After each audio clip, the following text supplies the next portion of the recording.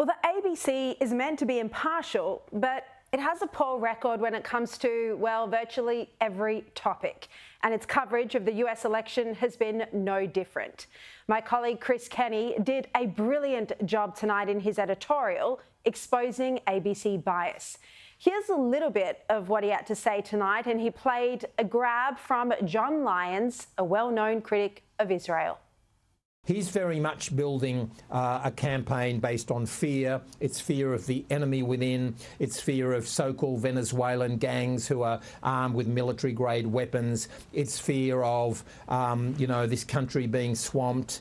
It's fear of the future versus Kamala Harris is very much building something looking at the future and hope. And so to almost use a pun, the question is, will fear trump hope?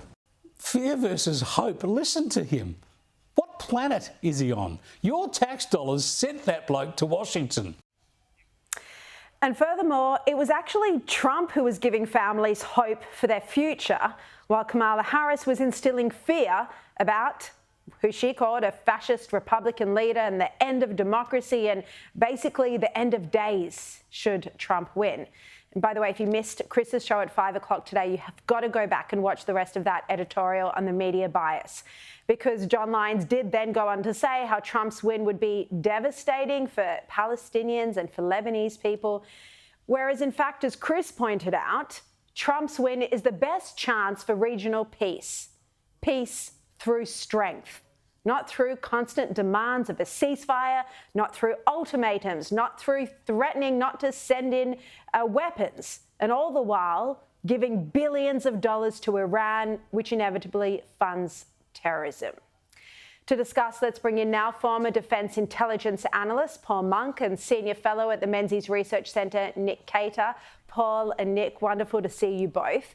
Nick, that sort of commentary from the ABC is atrocious, isn't it? I mean, saying that Americans had a choice between fear and hope when 72.6 million people voted for Trump. I mean, how is that impartial? Is that really the best Lyons could do? I mean, it's such a cliche, isn't it? What does he actually mean, fear and hope? It's just, as you say, it's atrocious. It's what we've come to expect from this particular bloke, John Lyons. I mean, you've seen his coverage out of the Middle East and how biased that is really towards the Palestinians and towards the Muslim cause. It's really terrible, the job he's done there. And thank goodness you went over and did more in a week over there to correct the balance than he'd done in all the time he spent there. I think it's enormously disappointing. It does go to show, though, Sharri, that this US election touched a lot of nerves around the world amongst people of, shall we say, a woke disposition, who are now really nervous about this pushback and really insulting about the kind of people who vote for Donald Trump.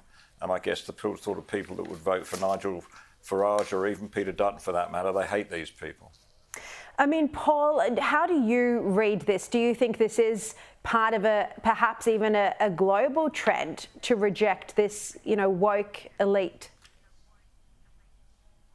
Well, it's certainly come to the surface strongly in this case. And if I may briefly just go back to the point that Nick was making, one would have expected of a serious national broadcaster that the first thing they would have said is, what an astonishing result. We got this wrong. All the pollsters got it wrong. Again, how can that be? This is a profound question for any serious journalist to ask, and that instead they're simply lamenting it and siding with Kamala Harris is really on the face of it a scandal. So that'd be my first observation.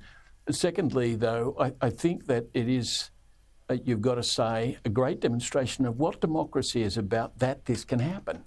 I mean, nobody can say that this election was fiddled. It was fair, it was free, it was meticulously recorded, and the American people made clear they knew very well who Donald Trump was. They'd had seen him before as president, and they voted in their tens of millions for him. That should be what's being closely analysed, not disparaged by any serious broadcaster.